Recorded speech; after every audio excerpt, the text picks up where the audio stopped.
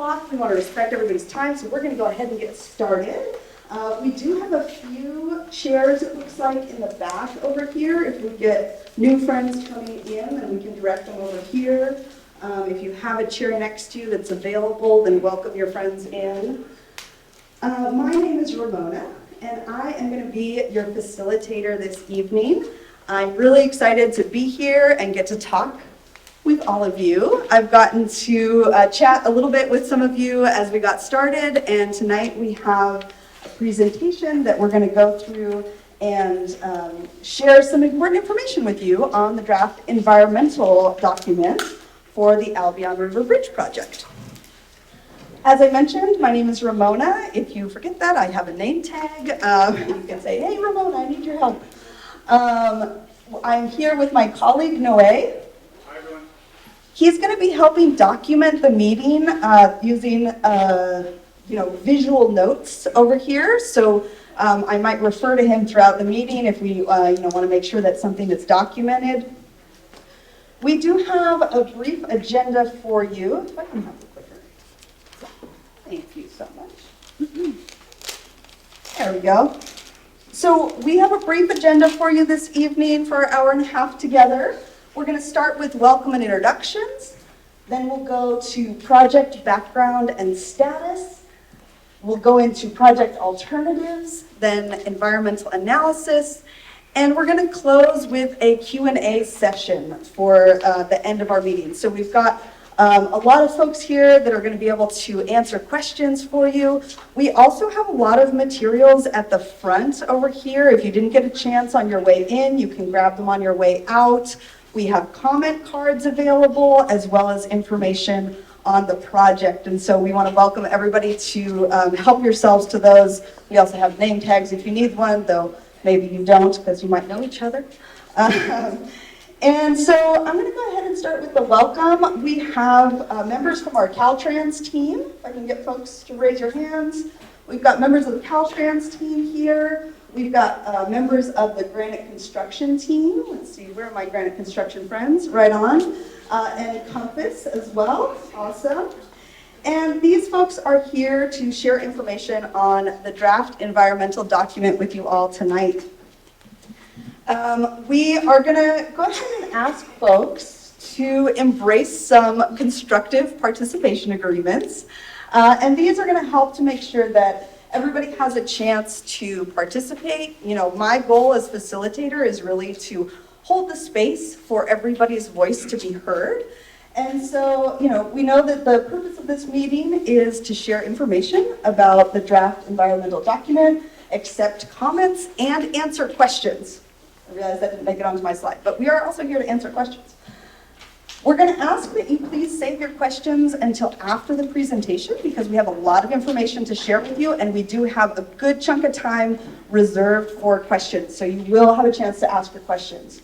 Of course, we're going to ask that you avoid interrupting or talking over one another. Again, it's really important that everybody has a chance to share their comment or share their question. Treat everybody with respect. I don't think I need to say this. I'm sure you all will anyways. But we want to just respect each other even if we have opinions that we disagree with, right? And then finally, we're going to ask that you be mindful of the time allotted. One of my jobs as facilitator will be to help keep us on track. And again, make sure that we have time at the end for Q&A. So with that, we're going to go ahead and move on to the Title VI statement. This is an important piece of this process because we want to make sure, as the statement says, Caltrans ensures that no person in the state of California is excluded from participation in, denied the benefits of, or otherwise subjected to discrimination in Caltrans programs, policies, procedures, activities, and services on the grounds of race, color, national origin, sex, age, or disability. And of course, this goes along with, we want to make sure that everybody has the chance to participate, and so that is what we're going to do here tonight. So next, I'm going to go ahead and turn it over to Katie to get us started. Hi, everyone. I got too many. Yep, I need an extra paper. All right. So as Ramona mentioned, my name is Katie Everett. I'm a professional engineer and project manager for Caltrans. I do want to thank everybody. What? I do want to thank. Oh, thank you. I do want to thank everybody Like, for there you go. participating tonight. It's great to see such an active community here, and I want Hold to. the mic to your mouth, please. That's what Give me the- we can't hear you. Yeah.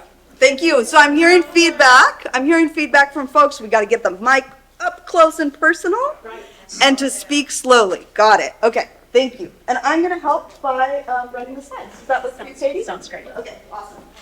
And I want to thank our partners, the Sheriff's Office here, for helping and support of safety on those roadways. Thank you so much. I want to thank all the team that have worked very hard on this project. It really is a world-class team performing world-class work. We can't hear you. And I want to thank Granite, our partners in this project. Caltrans is using an innovative delivery method that brings the builder on early so that we can use their building expertise. It really has helped inform the environmental document and the footprint of the project, and also the construction scenarios. The mission of Caltrans, first and foremost, is to provide a safe and reliable transportation network that serves all people and respects the environment. Caltrans is responsible for public safety, and with that in mind, we're going to talk about the project before us tonight. So the Albion River Bridge project, where are we at? The environmental document phase, we started in 2013. This is where we are now, working on the environmental document, analyzing the different impacts of the project. We anticipate having a final environmental document and preferred alternative next year, at which time we'll move into final design with construction in 2027. The goal tonight is to discuss the basics of the draft environmental document, facilitate conversation, and most importantly, take comments from all of you. The public comment period closes September 9th. Questions and comments submitted in writing will be included in the environmental document. The easiest way is through albionbridge@dot.ca.gov. We also have some comment forms that can be filled out tonight and handed in. Next slide. The Albion River Bridge is in Mendocino County along State Route 1 and is the primary route over the Albion Bridge, over the Albion River. It serves as a vital link between the north and south sides of the community for residents of Albion, residents of Mendocino County, and travelers to this area from all over the world. State Route 1 also serves to get children to school, people to jobs, and goods transport. We really here at Caltrans has heard how important this bridge is to this community. And for that reason, we have exhausted efforts at analyzing this bridge. Next slide. It's a really, really cool bridge. It's amazing the feat that went into making this bridge. I got that. All right, got louder. Let's try over here. Does that work? Better. Seems like it's working. All right. The bridge is listed on the National Register of Historic Places. When the bridge was being built during World War II, concrete and steel materials were being rationed. So instead of the original concrete arch design, the bridge was built of available materials. So today we have this timber structure with a recycled steel truss for the deck. It was really built to last 25 years. It really goes out as a testament to our crews that has been maintained for over 85. Respecting this historic nature of the bridge, the concern of the community, Caltrans and partners have conducted an extensive effort to develop and analyze the environmental document. The marine environment is a beautifully harsh environment. Timber and steel are not ideal materials, and as we have seen, the bridge has continued to deteriorate. The iconic alternatives we'll propose tonight will provide the safe, reliable transportation network for all roadway users. As I mentioned, the team will go over what was analyzed a little later. To start off, I'd like to talk about the project purpose and need and how projects begin. So, how does Caltrans start a project? Projects begin with a need. A need can be any deficiency within the transportation system, such as a roadway that has collisions or a street that needs sidewalks. For the Albion River Bridge, several deficiencies were indicated in bridge inspections. A critical deficiency is the bridge does not meet modern seismic standards, and the steel truss lacks redundancy. These deficiencies increase the probability of a collapse or closure during an earthquake. I think of Django when I think of structures and earthquakes. If you remove one piece, the weight shifts, it could fall. And redundancy is very similar. If one component is compromised, it could cause catastrophic failure. Standards have changed and improved since the bridge was built. The North Coast is a seismically dynamic environment. The subduction zone off the coast is responsible for earthquakes from 6 to 7.2, including the 6.4 we had in December of 22. The bridge is seismically deficient, making it susceptible to catastrophic failure or collapse during an earthquake. The bridge was designed to carry lighter loads. Vehicles continue to increase in size. Heavier loads can add strain and advance weakening to the bridge. The bridge is one of 2 bridges along State Route 1 that would have restricted loads. The load rating of the bridge could be reduced over time, and as a result, it can continue to deteriorate with a possible reduction to just 1 lane. When we talk about heavy loads, my structures experts would typically say cyclical loading, but I think of a paperclip being bent back and forth with repeated loads. Eventually, the paperclip snaps. Next slide. The bridge has substandard wooden barrier rails. Again, our vehicles continue to increase in size and weight, and modern barriers are designed to withstand greater forces. There is no approved standard guardrail or barrier rail that can be added to this bridge. I've seen these harrowing photos of the big rig that went over the side, and safety really demands that we act to prevent this from ever happening again. The bridge is functionally obsolete. What does functionally obsolete mean? It means it doesn't meet minimum design standards. The bridge currently has a 1-foot shoulder. It does not meet the Mendocino County land use policy nor the local coastal plan. Shoulders are crucial for safe travel. It allows for a person to pull over, it allows for bicyclists, it allows for a driver to correct if necessary. This curve at the north side of the bridge has limited sight distance and has been the location of previous collisions. Sight distance is important. It allows people to correct, it allows people to react. Mendocino County has designated this location as a priority improvement for Caltrans because of previous collisions. Next slide, please. Excellent. The bridge lacks continuous safe access for bicyclists and pedestrians. State Route 1 is designated as the Pacific Coast Bike Route. It is also a component of the California Coastal Trail. Caltrans has a goal of enhancing and connecting the transportation network for all roadway users, including bicyclists and pedestrians. Multimodal objectives are also in line with other state, federal agencies, such as the Coastal Commission. The bridge is located in an area that is seismically vulnerable and vulnerable to climate change. Issues like sea level rise, storm surge, and tsunami. The bridge is susceptible to debris loading due to the many closely spaced supports. Debris loading can also cause catastrophic failure and collapse. The bridge requires ongoing preventative maintenance, and it also has preservative treated timbers in a state of ongoing deterioration, which presents a contaminant leaching risk to the environment. The bridge is also the sole crossing over the Albion River, and it's an important route for tourism and interregional travel along the Mendocino coast. If a full bridge closure was required, rerouting traffic along state routes would be about approximately 126 miles or 3 hours. All of these items are noted as deficiencies, which determine the need of the project. The project's purpose is created from objectives that will meet to address the deficiencies. The purpose of this proposed project is to provide a bridge across the Albion River that meets seismic safety standards, provides safe and reliable multimodal access, and minimize ongoing maintenance costs. The team further developed the project purpose and developed these 10 objectives to meet all of the deficiencies.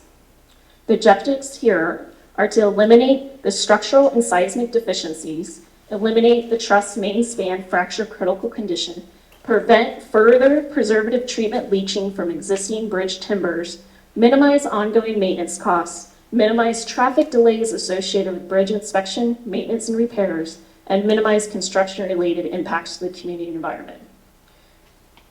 Another objective is to improve resiliency to sea level rise, storm surge, and tsunamis, and also to provide shoulder widths consistent with local coastal plan requirements, improve roadway alignment and sight distance, and provide that safe multimodal bridge access for pedestrians and bicyclists. Next slide. The environmental document evaluated a range of alternatives. In listening to the community, Caltrans put an extensive effort in analyzing the rehabilitation as an alternative. 2 rehab alternatives were carefully analyzed within the draft environmental document, one with and one without widening. They do not meet the basic objectives of the project. They are in direct conflict with the coastal plan. They do not improve the roadway alignment and sight distance at the north of the bridge. They do not eliminate the deficiencies, the structural deficiencies. They do not eliminate the fracture critical condition of the truss main span. They do not improve resiliency to climate change. Appendix I is from the draft environmental document. We have some copies for you tonight that goes into the consideration of the rehab alternatives and why they were removed. We have copies over there if you'd like to look at it. Now, I'd like to talk about the build alternatives that were included in the EIR. The draft environmental document proposes these 3 alternatives with design options for consideration. Alternative 1 is seen here in the orange, is to the west of the existing bridge. There's 2 design options. 1A is a non-arch and 1B is an arch. Alternative 2 in the blue colors here is to the east of the bridge. There are 2 design options, 2A and 2B. 2A is this light blue color, that is a non-arch design. 2B is the darker blue color, that's the arch design. Alternative 3 is on generally the same alignment, a little bit to the west. 3A is a non-arch. The arch design is consistent with other bridges that you'll see on the coast, and it also holds true to the original design. The design options, arch, non-arch, allows us to capture all the environmental impacts and allows for design refinements later in the process. The western alignment. 1A, this is a 4-span box girder constructed to the west. This bridge rests on 3 piers. 1B is the arch design constructed to the west. This rests on an arch spandrel and 5 piers. And as I mentioned, the arch design is consistent with other coastal bridges and holds true to the original design. The eastern alignment. 2A. This is a 3-span box girder and it's constructed to the east. It rests on 2 piers. 2B, this is the arch design. It's constructed to the east of the bridge. It rests on an arch spandrel and 6 piers. The western and the eastern alternatives, it's proposed that will take 3 years of construction. On alignment. This is a 4-span box girder constructed generally on the same alignment. We say generally because of the construction practice. It's built on the west side. Half of the new bridge is built on the west. The old bridge would be demolished, and then half of the other bridge is built. Construction for this is estimated to be 5 years. A spandrel arch is not feasible for the on alignment, so there's only one option. The new bridge. The replacement alternatives all meet current seismic standards and current structural standards. There's an improvement at the north of the bridge for that limited sight distance. The new deck also includes 6-foot wide shoulders and 12-foot lanes and a separated pedestrian walkway. What we see here is the dashed lines show what the width of the existing bridge and then the new bridge deck superimposed. What we can see here is the separated pedestrian walkway and the upgraded bridge rails that meet current standards. These designs are consistent with the internal policies for multimodal and other agencies for bicyclists and pedestrians. It is also consistent with the local coastal plan. The alternatives will enhance and connect the multimodal transportation network and provide for that continuous, uninterrupted transportation. Thank you all for your time, and I will pass it over to Candace to provide information on the environmental analysis. Excellent. Thank you, Katie. So that'd be great. Thanks, Ramona. Okay, so let's talk about the environmental analysis for the project. Can everybody hear me okay? Okay. So Caltrans has been delegated authority to analyze the project's impacts at the state and federal level. Now, at the state level, the process for review is called the California Environmental Quality Act, or CEQA. And at the federal level, the process for review is called the National Environmental Policy Act, or NEPA. Now, given the nature of this project and preliminary feedback that Caltrans received from the public, Caltrans chose to conduct the highest level of review afforded under both CEQA and NEPA for this project. And the resulting document is a draft environmental impact report and environmental impact statement. You can see that here. That's also commonly referred to as the draft environmental document, or DED. So you'll hear us refer to the DED tonight in our conversations. Now, as Katie mentioned, and as you can see on this slide, Caltrans has worked for several years with federal, state, and local agencies, as well as technical experts to prepare a robust DED for this project. Next slide. The environmental document is supported by over 20 technical studies, which analyze the project's impacts in a range of categories, from air quality to wild and scenic rivers. A copy of these technical studies is available on the project's website, and they are available in hard copy to review alongside the DED. Okay, next slide. So let's talk about what the environmental analysis showed on this project. Now, under NEPA and CEQA, the significance of a project's impacts are looked at differently. Under NEPA, the impacts are looked at a project-wide level. Under CEQA, the project impacts are looked at in a more detailed way at the category level. So for our time tonight, I'm going to talk about what the environmental analysis revealed about the project's impacts at the CEQA level in these resource categories that you can see. Okay, now the significance of a project's impacts in each category will fall into one of these four different classifications. So let's walk through them. They range from no impact to significant and unavoidable impact. Now, no impact is pretty self-explanatory. It means that there's no negative effect on the environment. A less than significant impact means that the effects of the project are noticeable, but they do not rise to a level of significance. Less than significant with mitigation means that the project's effects are potentially significant, but mitigation is available and it's been applied to reduce the impact to a less than significant level. And finally, significant and unavoidable impact means that the effects of the project are potentially significant and that mitigation has been applied. But even with that mitigation, those effects cannot be reduced to a less than significant level. Now, as you can see on this slide, the project's impacts in the majority of categories fell into the no impact or less than significant impact classifications. For our time tonight, kind of in the interest of time, I'm going to talk about where the project's effects had a potentially significant impact in the categories of cultural resources, aesthetics, and biological resources. Next slide. Okay, let's start with cultural resources and aesthetics. Now, these two categories go hand in hand on this project. You heard Katie mention we have a bridge that is a designated historic bridge. It is also a scenic resource. It has a memorable, visually distinctive quality. That's the aesthetic side. The project proposes measures to avoid, minimize, and mitigate impacts to cultural resources and aesthetics.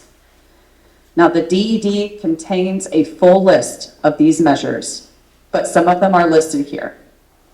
So for cultural resources, this includes things like options for ways to commemorate the historic significance of the bridge, and monitoring, implementing a monitoring plan during construction to prevent impacts to undiscovered cultural resources.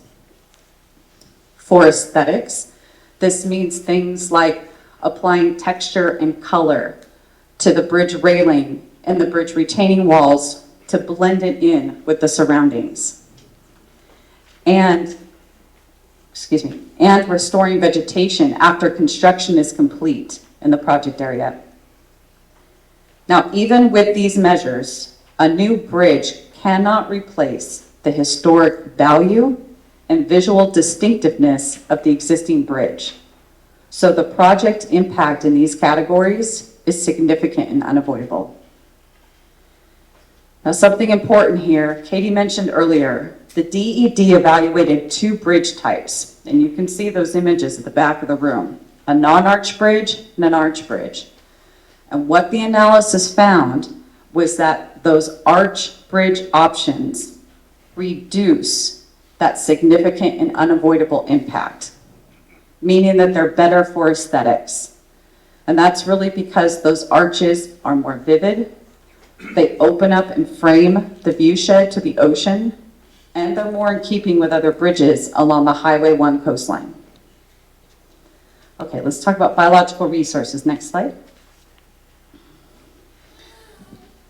Okay, so anybody who's familiar with this area knows this project is located in an area that is highly sensitive for biological resources.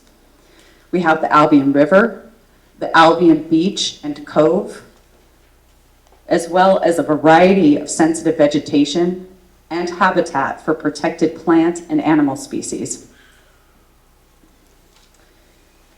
Now the project will, I want to point one thing out just to give you an example. This picture here, off to your right, that shows, it's an aerial view of the bridge. And you can see all this bright green area, those are eelgrass beds. So just to give you an example of how sensitive this area is, those eelgrass beds are both sensitive vegetation, but they also provide habitat for fish. Okay, so the project will involve heavy construction, working in and around these areas to both remove the existing bridge and build a new bridge. This is going to involve things like removal of vegetation, noise and vibration, and work on the beach and in water. These activities are expected to result in both temporary and permanent impacts to biological resources. Now, most of the impacts are expected to be temporary, meaning that the impact will stop once construction is complete. And in that summary, you'll see those biological resource areas and the comparison of permanent and temporary impacts between the alternatives. So that's there if you'd like to look at it. The project proposes measures to avoid, minimize, and mitigate impacts to biological resources. The DED contains the entire list, but I've listed a few of them here as well. So this includes things like raptor surveys in advance of the construction starting, limiting work in water to the period between June 15th and October 15th to protect vulnerable life stages of fish, an on-site biological monitor for the duration of construction, on-site and off-site restoration, and purchase of mitigation credits. What the analysis found was for all the project alternatives, these mitigation measures would lessen the impact to biological resources to a less than significant level. Okay, so now I want to talk about 2 aspects of the project with community-based impacts, and that's traffic control and construction staging at the Albion River Campground. Next slide. Okay, traffic control. So this project is going to be staged to minimize the need for traffic control. But when it is needed, We anticipate that the project would use one-way traffic control, where each direction of traffic takes turns using the open lane, using flaggers, or possibly a temporary signal system. And anybody who's driven on stretches of Highway 1 or Highway 20 recently have undoubtedly seen these types of traffic control used. Right there. Yes. Traffic delays are generally expected to be 15 minutes or less, and the bridge will be operational during construction, meaning that traffic can move across it. And that will continue up until the point that it's removed from service. So the final step prior to removing that bridge from service is switching traffic from the existing bridge onto the newly constructed bridge. And in order to prepare for that traffic switch, the bridge would be closed overnight. Message boards and messaging systems would be used to inform the public in advance of that closure. And the project would implement a contingency plan so that emergency services can make their way across the bridge during that closure time, through the closure. So they would always have access across the bridge. Now, as is customary with Caltrans projects, the project would have a coordinated approach to traffic management for the duration. So that would include things like coordinating with the Mendocino Transit Authority, their bus schedule, and the school bus system to minimize impacts on the bus schedules, and a commitment to maintain access to businesses on Highway 1, to side roads, and to resident entrances. Okay, next I want to talk about the Albion River Campground. Next slide. Thanks, Ramona. Okay, many of you probably don't need me to orient, but I'm going to here. So this is an aerial view of the Albion River Campground. It sits just north of the Albion River, east of the bridge. The Albion Beach is just off this image to the west of the bridge. Now this area is essentially the work zone for the project. So it's currently anticipated that the project will need the area shown kind of shaded in this purple color here for the duration of construction. Now, in the interest of public safety and the safety of the construction crews, it's currently planned to fence this area for the duration. Now, it's anticipated that other areas on site could remain open for visitors. So that includes things like the convenience store and parking lot, the picnic area, the restrooms, as well as the dock, marina, and boat launches. The Albion River would also remain open, except during limited periods when closure is needed to facilitate work across the river. And that's such as when we're installing temporary platforms to access the bridge. Any temporary closures would be coordinated with the Coast Guard, and advance notice would be provided to the public. Next slide. Okay. One final point with regard to the environmental analysis and its conclusions. Now, CEQA, which we talked about earlier, it requires that the project identify an environmentally superior alternative in the DED. This is the alternative that is found to have the overall environmental advantage. That means the least impacts, based on the project's impact analysis. Now, for this project, the superior alternative is the arch on the east, alternative 2B. Now, determining which alternative is superior involves an evaluation of impacts in each of those resource categories that I showed on the prior slide, with a focus on the potential for long-term significant impacts. Now, for this project, the alternatives had similar effects in many of the resource categories, but there's one notable exception, and that's aesthetics. So the DED found that the arch alternatives are better for aesthetics. That's alternative 1B and 2B.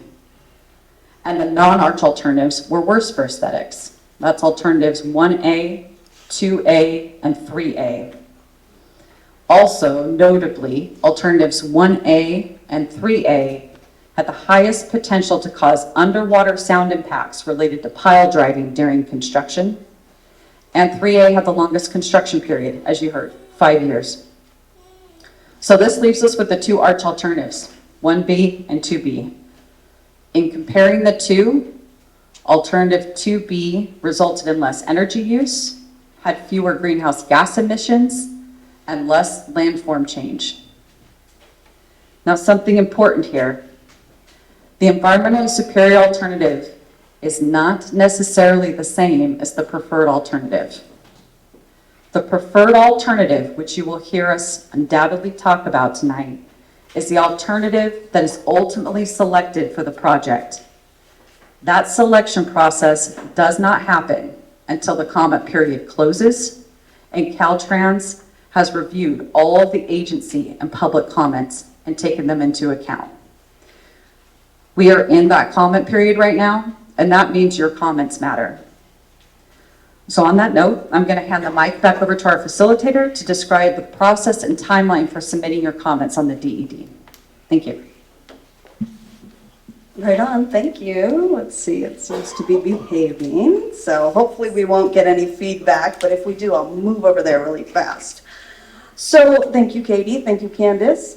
The comment period for the environmental document is currently open. It is open through September 9th, and we want to invite everyone to submit written comments on these alternatives and on the document. So you can do that in a few different ways. One, you can fill out a written comment card, which are available tonight.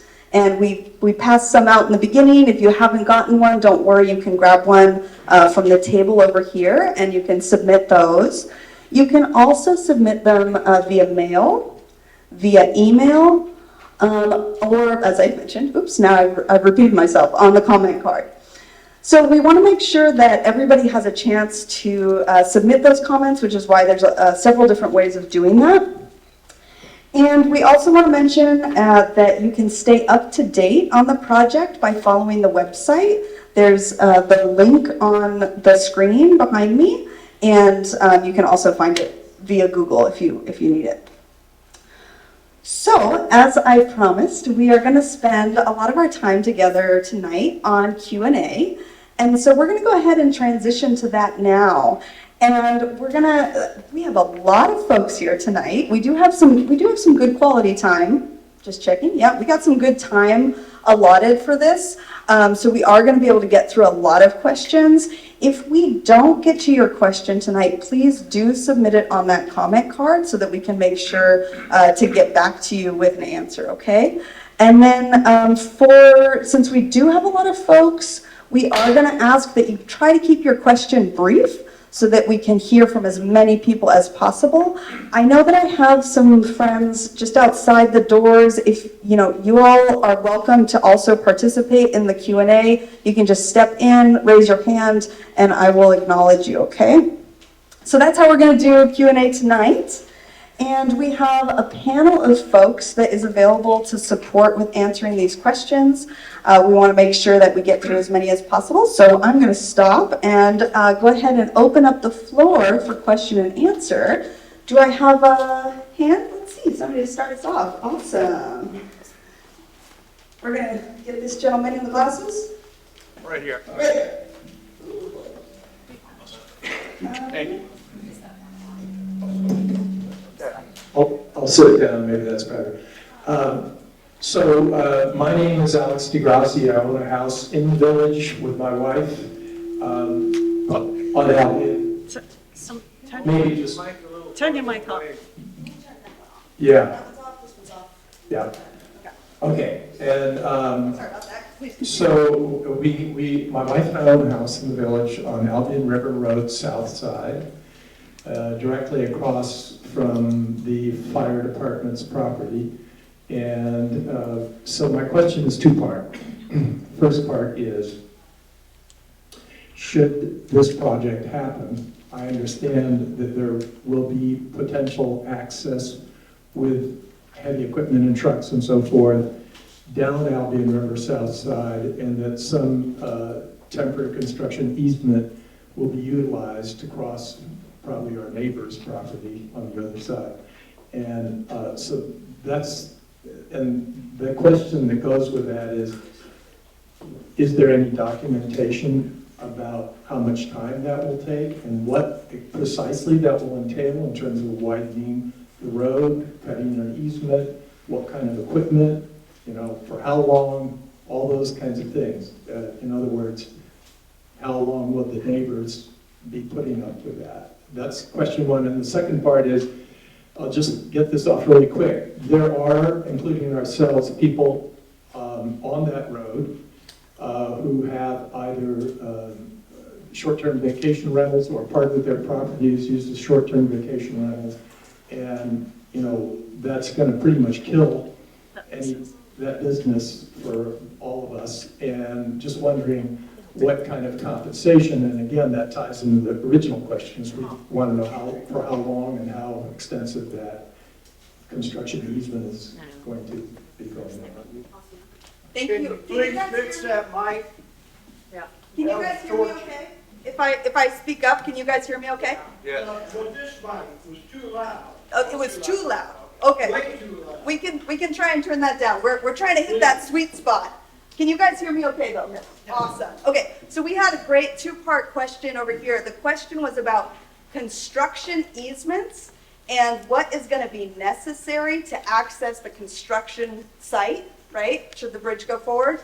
And then the second question was around, will there be any compensation for individuals who have short-term rental and stand to lose business during the construction period? Did I capture your question? Yeah, and part of that question is just how long. And how long? know, Thank I mean, you. Is it for the duration of Yeah. 3 years or just part of that time? Thank you, really important. Yeah. So, and the other part was the duration as well. Yeah, Katie, I'll go ahead and turn it over I to you. don't think people outside could hear without the mic. Oh, thank you, okay. Let's see, we're gonna do this one. Do you mind adjusting that? Sorry. Yes. Can you do it? Yes, I can do that. My knees are gonna get a workout tonight. During construction, we anticipate all businesses, all homes will continue to have access.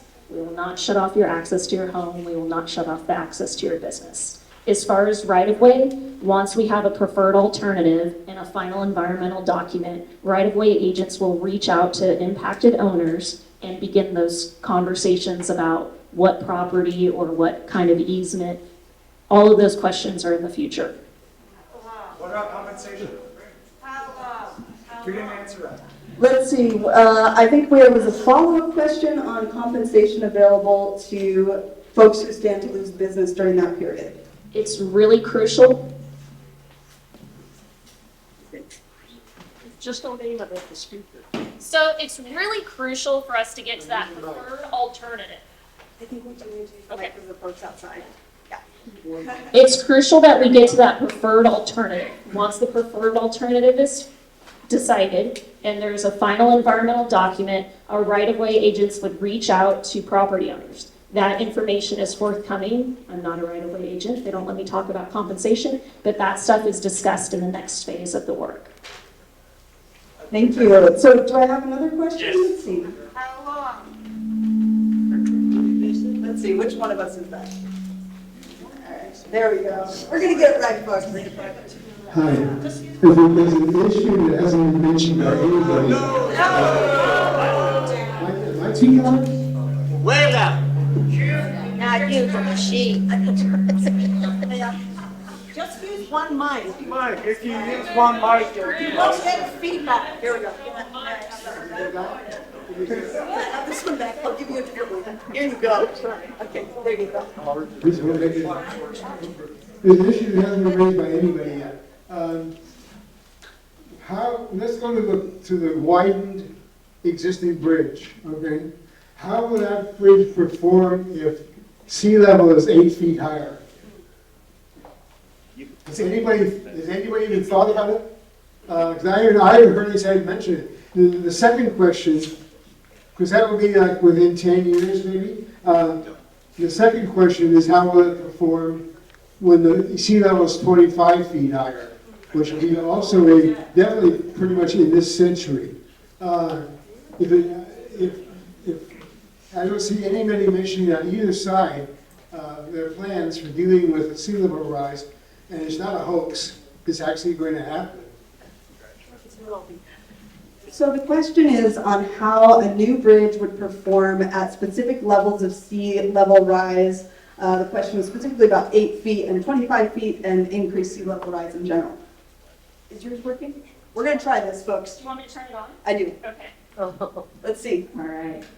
Sea level rise. The new bridges are designed for a 75-year service life before major maintenance is required. And so they did look at some of that stuff. And I'm fortunate tonight to have Brian Carter, our structures design engineer, that can talk a little bit more about how they design for sea level rise and into the future. Brian? Hi everyone, I'm Brian, and unfortunately I'm not a hydraulics engineer, but we do have a hydraulics report, and we are looking into sea level rise for the new bridge alternatives. And as you can see, one of the defining features of any of the new alternatives is there's less piers coming down into the water. The arch bridge completely spans the water, and even the non-arch bridges, they only have 3 piers touching down. Unlike the existing bridge, it has the wooden piers. I forget how often, but they're really often.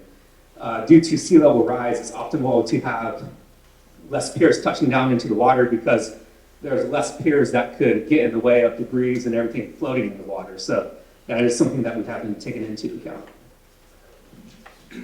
Awesome, thank you so much. I've got a question here. And then we're gonna come to the back. Thank you to all the Caltrans staff and the consultants for being here. I'm Norbert Dahl. I've worked here in Albion on environmental matters since I was a sophomore in high school in 1965. I've got a long history, including with the Albion River Bridge. I have 2 questions and 1 comment. The first question is, what is the peak noise in dBA that construction or deconstruction as part of any of the alternatives would involve? Peak noise level. Question number 2 is, I have read all 3,000 odd pages of the EIR, EIS multiple times. I've almost begun to memorize it. I do not see the required alternatives analysis of maintaining, repairing, enhancing, and retrofitting with pedestrian and bicycle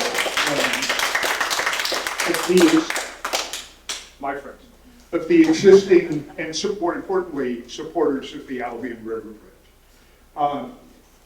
That is missing from this document.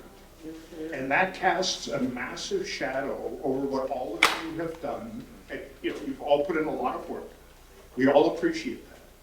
But the EIR, EIS misses the key point. And that is an analysis of how does one, in Caltrans speak, rehabilitate the existing bridge, what is necessary, what is the budget, how does it compare to what Caltrans has done with the Division of Highways going back to 1950, when the first maintenance was done. That whole thing is missing from this document, which renders it substantially incomplete and inaccurate. Last one is a comment, and that is the Caltrans project manager has made several references to the alternatives in slide 18, and that they are consistent with, in various ways, the applicable laws. Key question. The Federal Coastal Program, the California Coastal Act, and the County Local Coastal Program, which is part of the Federal Coastal Program, all have a policy requirement that is absolutely mandatory that says any new development in lower Albion River Valley outside of the existing footprint of the existing historic iconic bridge has to be subordinate to the natural setting.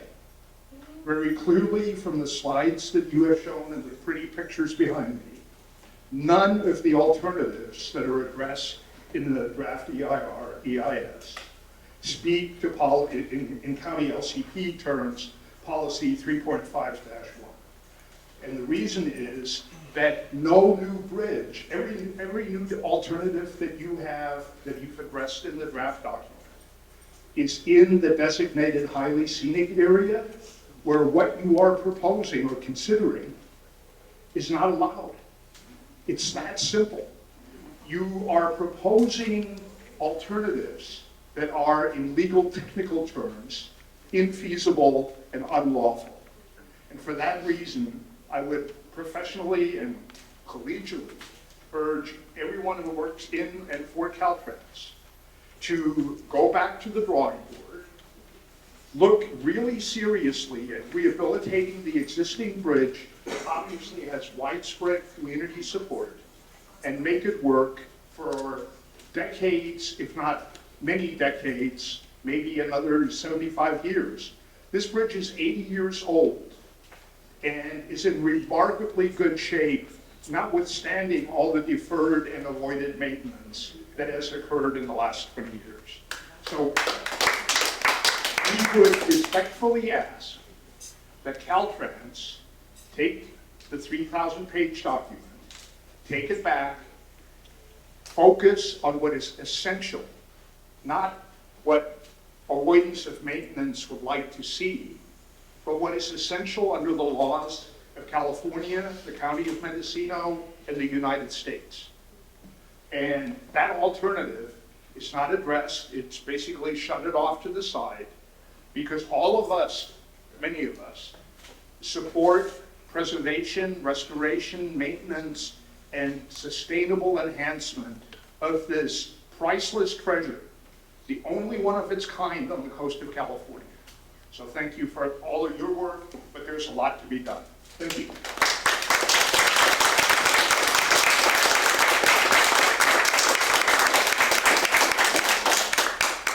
Thank you, Norbert. So we had two questions to start that off.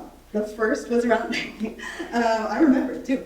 The first was around maximum noise levels in DBA specifically.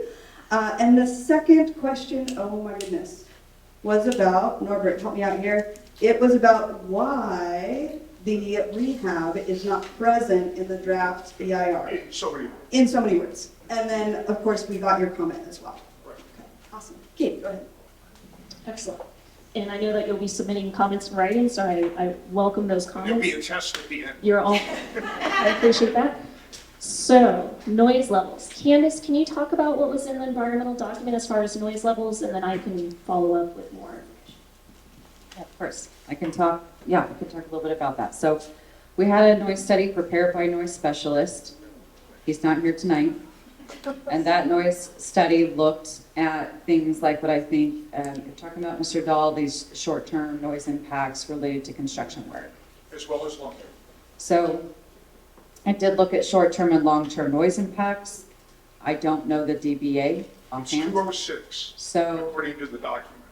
206 dBA. And maybe I can ask you if I may, how does that compare to a jet engine taking off on a run? I don't know the comparison. Any engineer here who took that class? Yeah, it's 180. 180, right? But I- Rough number? Norbert, it sounds like you got the answers to these. I looked it up. Okay. I would welcome you to submit those comments. So I hope that you'll submit those comments. But you, Ms. Everett, you do acknowledge, because you read the document, that the document stands for the proposition that the peak noise level from the project, one of the alternatives, if it were to be implemented, would peak at 206 dBA, louder than a jet aircraft taking off from an airport. This is a really important information, and in order to speak very accurately, I want you to be able to submit those comments so that we can answer them in writing within the final environmental document. Thank you. And I've got some, did you have something to I add? wanted to answer part 2 of this question. Oh, thank you. Rehab options. So, as I mentioned, Appendix I goes into detail about why the rehab options were eliminated from consideration. There was an extensive analysis that was done, and Appendix I does document all the reasons why a rehab option is not being put forward. It does not meet the local coastal plan. It does not fix the structure critical trust span. And there are, How long is Appendix I? Norbert, we do have a lot of questions to get through, so we're gonna go ahead and keep going, because I want to make sure that we've got so many hands. We've got so many hands, so we're gonna hear from folks. I've got 2 at the door, and then we're gonna come back, okay? And wish me luck walking by the speaker. All right, here you go. Thank you. I've been following this for a number of years, and I'm looking at the common actions based on National Bridge Inventory General Condition Ratings. And it's been bounced back and forth that this bridge had everything from 6 satisfactory condition to fair condition. And a lot of the common actions under the National Bridge Inventory General Condition Ratings indicate that preservation and condition-based maintenance and rehabilitation can be included, and also preservation. So when I was covering this for the Mendocino Beacon, I had my notes from those years. There was a 2013 inspection report, a 2015 inspection report, and it bounced around between different conditions of these ratings. And back then, the Albion Bridge, quote, is a safe bridge, said Cassian. So I'm really confused on how you jumped up from we cannot keep the bridge with maintenance. And also I want to make one point about the eelgrass. This is a biological sensitive area, and I just participated in a seagrass presentation about a week ago. I was watching it. The eelgrass is not just habitat for fish. It's habitat for about 400 different species. Eelgrass helps mitigate tidal surges, and eelgrass cannot be replaced easily. So you have 2 things going on here. You know, why can't the bridge be kept and maintained and repaired and protect the biological integrity of the area? Thank you. Thank you. Can I read that back for you? So we want to answer that question. My friend, we want to answer that question, then I'll come back to you, okay? So we had a 2-part question, and tell me if I get this right. The first part is why or how did we get from it being safe several years ago to the point of where we need to replace it now? And based on this Specific condition rating, thank you. And the second part of your question was around how will the eelgrass be protected during this process? And what you're missing from my question is, why can't we keep the bridge and rehabilitate it? the bridge continues to deteriorate. In the event of an earthquake, the bridge is seismically susceptible and could collapse or be closed. The bridge lacks modern barrier rails, which puts safety at risk. Modern vehicles continue to increase in size, and the barrier rail does not meet those standards. There are also local, state, and federal policies that reflect the need for multimodal transportation that are not met by the rehab alternatives. And I'd like to ask Candace, can you follow up on the mitigation measures for eelgrass and other environmental factors? Yes, so we also have our biologist here tonight, so I'm going to answer one piece of this and then hand it off to Dawn, since we have her here. The one point I did want to make is that there is an eelgrass mitigation policy at the state level, which the project would follow. And I believe the only alternative that proposes a bridge foundation that partially impacts the eelgrass is 1A. The remainder of the options actually avoid it. Now I'm going to hand it over to Dawn to add to that. Thank you for your question. Hi, everybody. My name's Dawn. I'm the project biologist. I guess really what I would add is that we've been working closely with CDFW and our NOAA partners. We know there's go grass there. We also know there's surf grass there. So we would do our best during construction to avoid impacts. We would do pre-construction mapping, we would do post-construction mapping, and then again continue to work with our agency partners to develop a robust mitigation plan. Would you speak more clearly, please? Yeah, I was just saying that we've been working with our agency partners, CDFW, California Department of Fish and Wildlife, and NIMS or NOAA, the National Marine Fisheries. So NOAA being the National Oceanic and Atmospheric Association. Administration, thank you.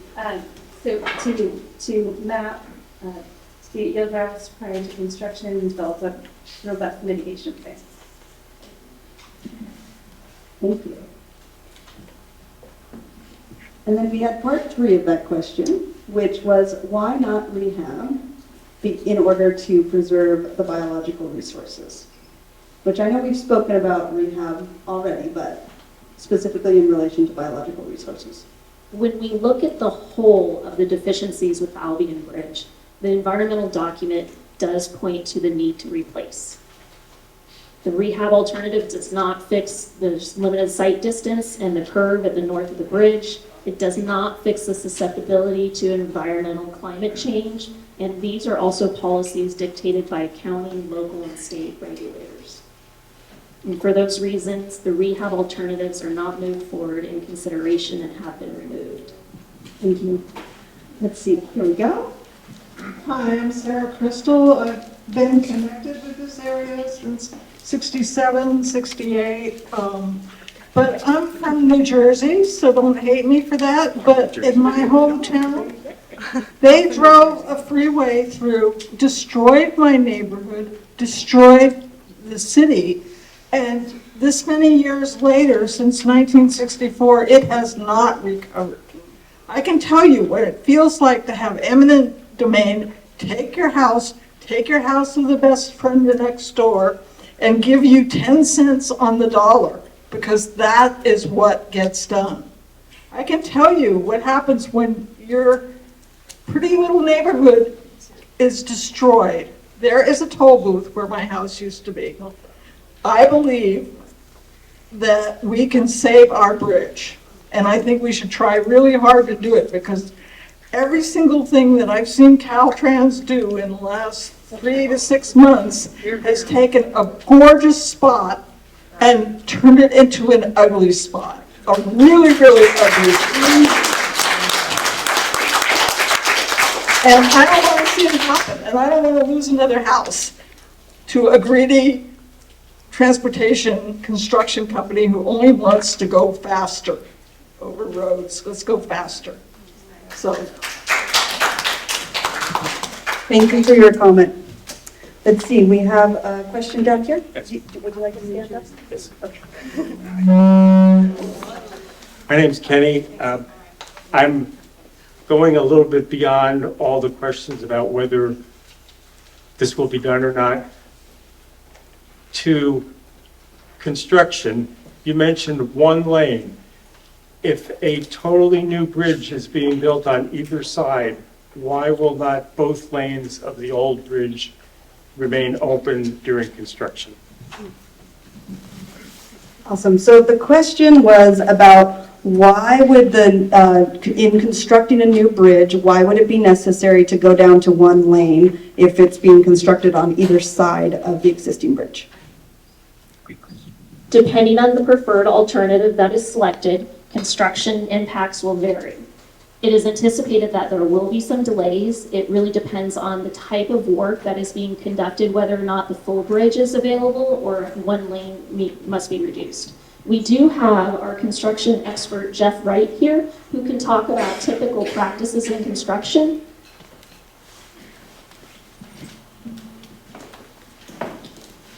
Good evening. I'm Jeffrey Wright from the Area Construction Engineer for Coastal Mendocino County. And in a typical scenario, it's hard to speak specifics because we don't have a specific set of plans, but there will likely be 2 lanes of traffic on the existing bridge for the majority of the construction.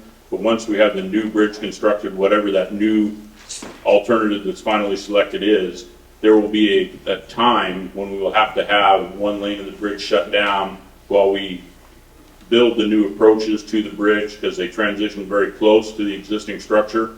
And so the durations are unknown at this time because we don't know the final alternative that will be selected. But once that is selected, we can figure out the staging a lot closer, and the majority of the construction will allow 2 lanes of traffic during the majority of construction. But when it comes time to cut over the new bridge, it will require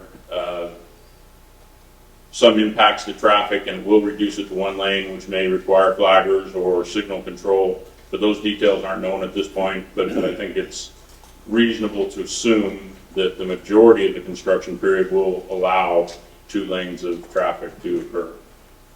Hopefully that answers your question. Let's see, so I have a lot of hands.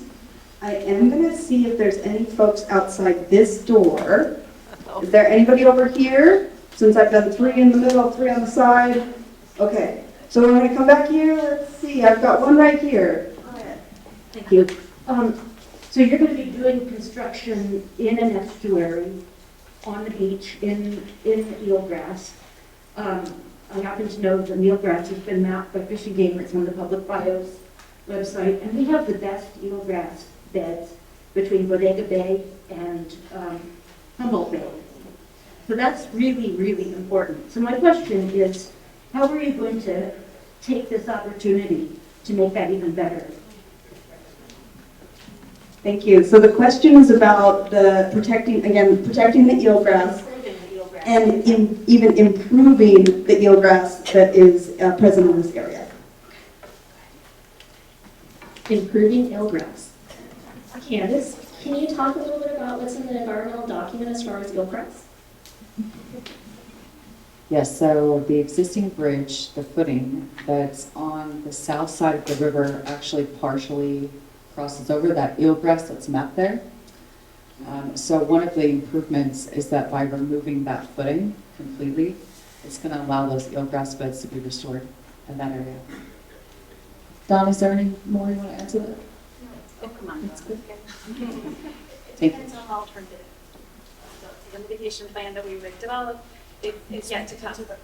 I just want to be sure everyone knows there is a massive opportunity to make a big difference as an eelgrass estuary that feeds our ocean, feeds our fish, impacts climate change. And if we're going to be destroying something, this is the perfect opportunity here. And as they said in the meeting that Mary was at, there are not many estuaries available for restoration to happen in. We have one. And I think that I'd like to get the sense from the community how important you guys think that is.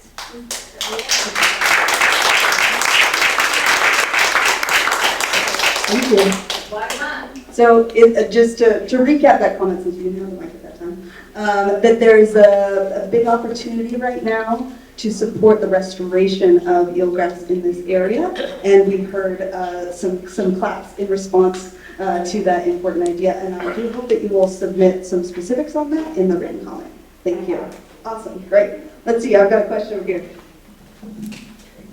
Awesome, hello. My name is David, and I have a home in the Albion village, along with my wife Kelly and our daughter Simone. We have a few other kids in the village, people of all ages, who are now moving there, growing up there, hoping to enjoy this area and the scenery and the beautiful bridge. So I have 2 questions and then a comment. The first question is, I guess, pretty straightforward. Like your report says, you're going to be using 16,000 gallons of water a day to create this horrific granite bridge. So I guess my question is, where do you plan to get that water? As a member of the Albion Mutual Water Company, where we own the water there, so that's my first question. Second question is, I saw your designs had a walkway along the west side. How, from a safety perspective, I guess maybe I want to, I'll zoom out a little bit. Are you asking, there's 3,000 cars that drive across the bridge every day, according to your report. Are you asking people, small kids, elderly people, to walk across the one, to reach the walkway, to walk across to nothing, to walk back across to get to nowhere. What's the plan? And I guess my third point is just a comment, is that we are going to save this bridge. Like, we have lots of time, we have lots of energy, we have generations that are going to fight this thing, and we are going to make it very, very difficult, not just from the legal perspective, we have some very good legal points, but from a physically being able to be there and construct this thing perspective. So we're pulling out all the stops, and we're going to stop this bridge from being built, and we're going to save Albion Bridge.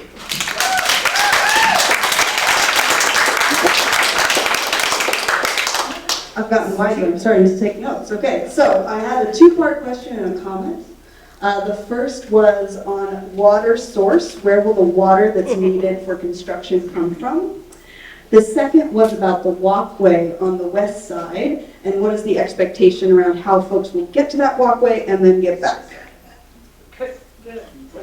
The walkway was designed on the west side. It's towards the ocean. You can look at the view. There's opportunities within the design refinement during final design that we can optimize the west side, the east side. It was placed on the west side because it would be the most opportune view. The real idea, well, we really look for infrastructure, especially bridges, to be designed with a 75-year service life. And so while bridges continue to be designed, we anticipate future construction. Like I mentioned, State Route 1 is part of the medicine, it's part of the California Coastal Trail and all the different policies that go into that. So we really want to make sure we're providing multimodal access on all of our infrastructure. Wouldn't that be like a very important safety consideration to have to provide people with a walkway that they can't get to immediately? Very, very true. Yeah. And that's something we can look at further during the final design. Thank you. And part of providing the bridge is to make sure that there's continued access. With a new bridge, there will be continued access for years to come. With the current existing bridge and the rehab options, they don't allow for that continued access. The susceptibility to the earthquakes and the tsunamis and the sea level rise really compound all of the reasons why we have to move towards replacing this bridge. And I want to pass it off to Candace. Yeah, I want to pass it off to Candace so she can talk about the water sources that were included in the environmental document. Okay, thank you. So the DED did contain information about the approximate daily usage of water. It gave a maximum set up to 16,000 gallons of water a day, and then noted that that would fluctuate depending on the season and the type of work. So to put that into context, a typical water truck is about 4,000 gallons. So that's 4 loads a day, which is pretty typical. But that water use is seasonal as well. So while we identified an approximate maximum, this does not mean that that quantity of water would be used every single day. We are confident that there are sources of water beyond the Albion Mutual Water Company. So one source that was identified in the DED was from construction dewatering, and where we would be able to actually dewater and use some of that water for our needs. Sorry, what is Thank you. Follow-up question on what is dewatering? Yeah, so I'll explain it a little bit, and then I'll actually hand it over to Brian if he wants to add a little more. But construction dewatering is typically where you put controls in place around a foundation so that you can prevent intrusion of water, and then you pump the water out that's already there. It's usually groundwater, so that you can get access to the deeper part of the foundation. Brian, do you want to answer that? I think you summed it up pretty well, and if anyone wants to add more, I would say, do you want to add anything to that, Jeff? So I can try to answer. Can everybody hear me okay? Yes. So I'll speak in the mic just because we're supposed to. Construction dewatering is when you have foundation excavations. Frequently you'll run into groundwater that inflows to the foundation, and you have to remove that water so you can proceed with the construction effort that needs to occur. And so in that effort, that water would be extracted, it would be saved in a water truck, in a water tank, and we're utilizing that water that would be an impediment to construction otherwise, and it also decreases the need for impacting other water sources. So it's something that is in the way, we would remove it from the foundation excavation and then put it to good use. Awesome, thank you. So I am just conscious of the time, so we are going to take one or two more questions. And I do want to really encourage you to make use of the comment cards tonight so that we can get your questions if we don't, because we're not going to have a chance to get to everybody today, okay? The meeting should be longer. Go ahead. I'm not waiting until We waited 5 years for this. I'm Roxanne Warren. I'm the chair of the Coastal Committee of the Sierra Club Mendocino Group. So I'm going to make a short statement and then ask a question. We have run into this problem over and over with Caltrans because Caltrans is not only the applicant, they're also the agency that proves it. And whatever Caltrans says pretty much is okay because it's Caltrans on both sides. So we're having a problem with that. We're having a problem that the written objectives do not include any of the community objectives pronounced in the community meetings. Therefore, only Caltrans objectives are considered valid, and the alternative preservation and maintenance can be eliminated. We have to be included on the purpose. We suggested an inclusion of to respect community values and scenic resources. Hope you will consider that. Then we would like to see a reinstatement of Alternative 5 as maintain and preserve the Albion Bridge with additional pedestrian, bicycle, and safety improvements. We think this is possible.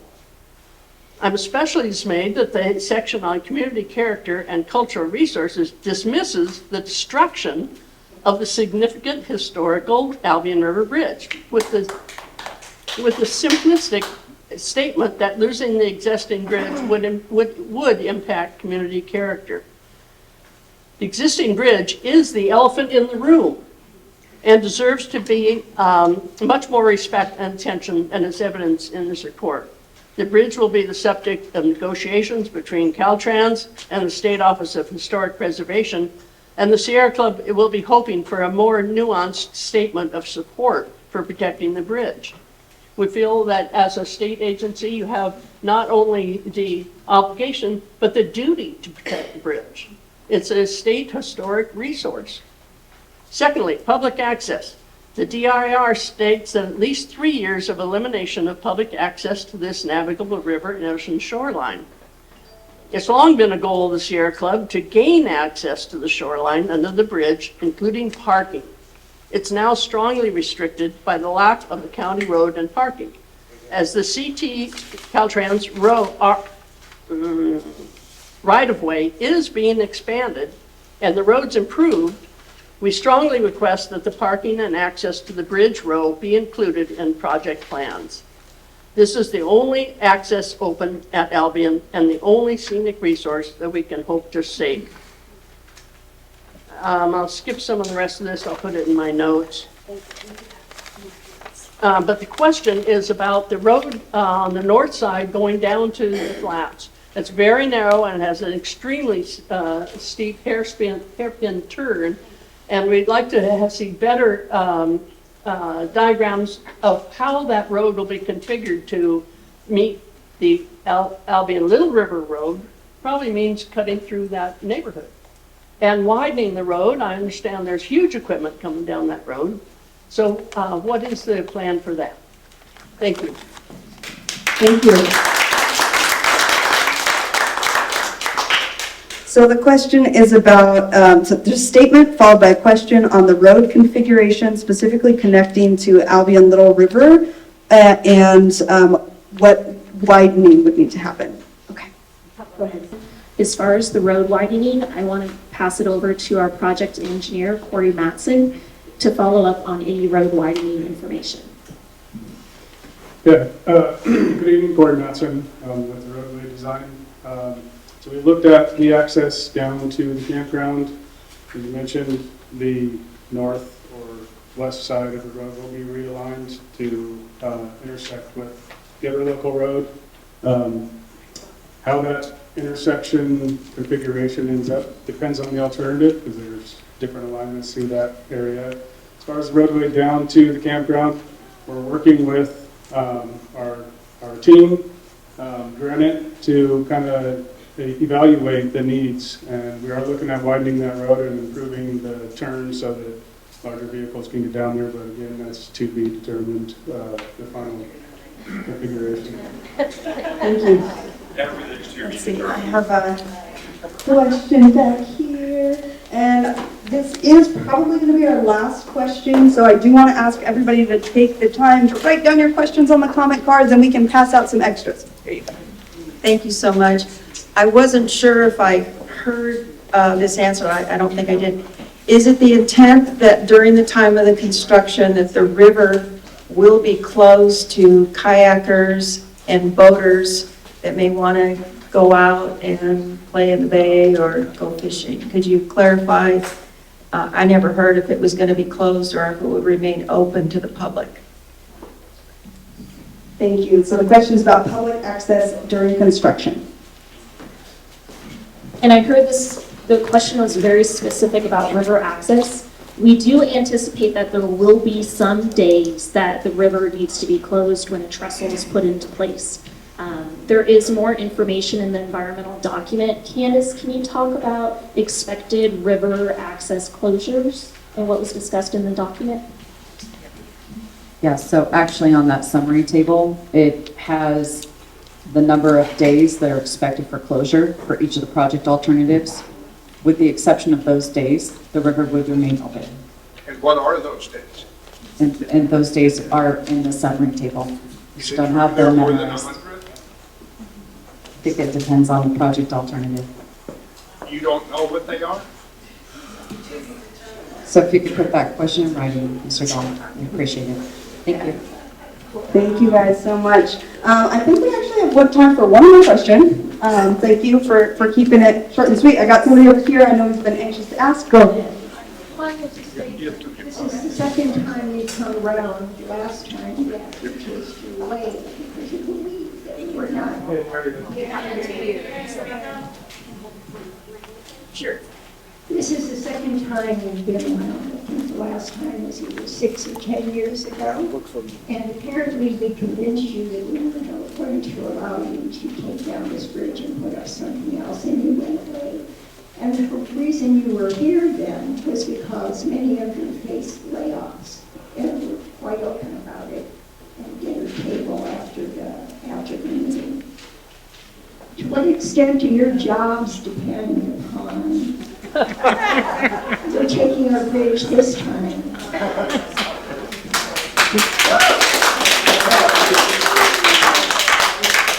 So we had a question about, we had a statement followed by a question on how, whether jobs at Caltrans depend on this project.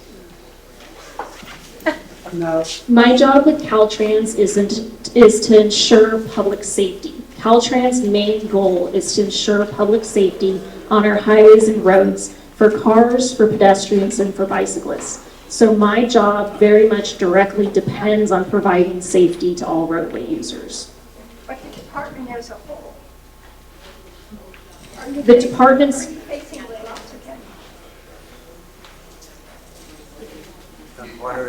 Yes, that's a question. The last time you were here, these seem to be like an easy mark. Yeah. We proved ourselves not to be, but the problem was many of your staff were facing layoffs, and that was one of the propulsions to do the new bridge here. Okay. So the critical infrastructure with the Albion Bridge has several deficiencies. One of them being that it's seismically vulnerable. The steel truss lacks redundancy. It's vulnerable to climate change. The post spacings are too close, so if there's any kind of debris loading or tsunami, it could catastrophically fail. The bridge rails are substandard. Our modern vehicles continue to increase in size, and safety dictates that we fix the bridge rails. For all those reasons, the draft environmental document has really pointed us in the direction that we must replace the bridge. And Caltrans' main goal is to provide safety for all community, all roadway users. And that is our main focus, is to provide safety for all roadway users. Thank you so much. So I'm sorry, we are at time, folks. It is 7:30, so we are going to go ahead and end our meeting here. We do have, Not enough questions. I hear a comment, I hear feedback that this was too short and that there wasn't time for enough questions. I want to assure you that we have noted that feedback. But you're here And now. we really want to encourage you, please, I know I've said this a lot of times already, but I really want to encourage you to submit written comment. You've heard that there are, thank you. You can hand it to me directly, or you can also turn it in at the table over here. You can also submit comment on the website, okay? So September 9th. By September 9th, please submit your public comment by September 9th so that we can include it in the record. Thank you, everybody. Excuse me, Ramona did not announce that what you said tonight will not be part of the record unless you put it in writing and send it in. So if you want your comments, put it in writing and send it in, because they will not.